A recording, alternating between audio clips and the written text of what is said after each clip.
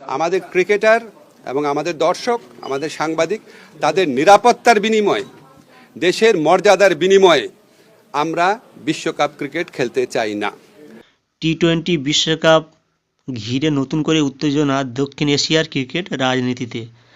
আন্তর্জাতিক ক্রিকেট সংস্থা আইসিসির সিদ্ধান্তে অসন্তুষ্ট হয়ে বিশ্বকাপ বয়কটের হুঁশিয়ারি দিল বাংলাদেশ। দাবি একটাই, ভারত থেকে সরিয়ে বাংলাদেশের ম্যাচগুলি শ্রীলঙ্কায় আয়োজন করতে হবে, না হলে চরম সিদ্ধান্ত নিতে পারে BCB. Indian premier league IPL থেকে মুস্তাফিজুর রহমানকে বাদ দেওয়ার ঘটনার পর থেকেই ভারত বাংলাদেশ ক্রিকেট সম্পর্কে টানাপোড়েন শুরু। সেই ঘটনার রেশ ধরেই বাংলাদেশ ক্রিকেটারদের নিরাপত্তা নিয়ে উদ্বেগ প্রকাশ করে ঢাকা। পরিস্থিতি এমন জায়গায় পৌঁছেছে, ভারতীয় মাটিতে বিশ্বকাপ ম্যাচ খেলতে রাজি নয় বাংলাদেশ ক্রিকেট বোর্ড।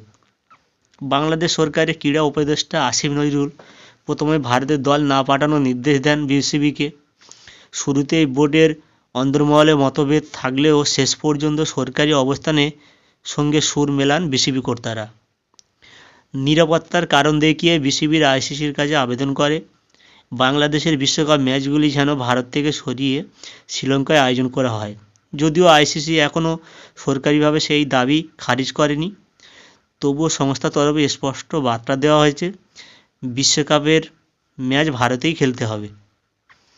বিসিবির অন্যতম ডিরেক্টর আসিফ আকবর স্পষ্ট ভাষায় জানিয়ে দিয়েছেন, প্রয়োজনে বিশ্বকাপে অংশগ্রহণ করবে না বাংলাদেশ।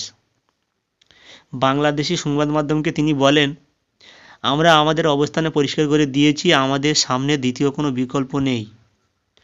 মোস্তাফিজুরের ঘটনার পর ক্রিকেটারদের নিরাপত্তা নিয়ে আমরা উদ্বিগ্ন।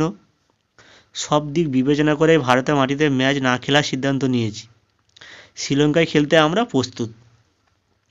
তিনি আরও জানান, আইসিসির প্রতিক্রিয়া জানার পরেই পরবর্তী পদক্ষেপ ঠিক করা হবে। আসিফ আকবরের বক্তব্যে পরিষ্কার ইঙ্গিত, দাবি মানা না হলে বিশ্বকাপ বয়কট করতেও পারে বাংলাদেশ। বর্তমান পরিস্থিতিতে লিটন দাস, শান্তদের ভারতে পাঠানো কোনোভাবেই সম্ভব নয় বলে মত বিসিবির। প্রশ্ন এখন একটাই, আইসিসি কি বাংলাদেশের দাবির কথা বিবেচনা করবে, নাকি অবস্থান থেকেই বিশ্বকাপ আয়োজন করবে?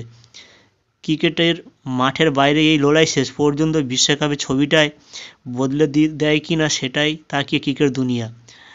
আর এই সমস্যা আর হয়তো কয়েকদিনের মধ্যে পরিষ্কার হয়ে যাবে, সেদিকে তাকিয়ে ক্রিকেট মহল।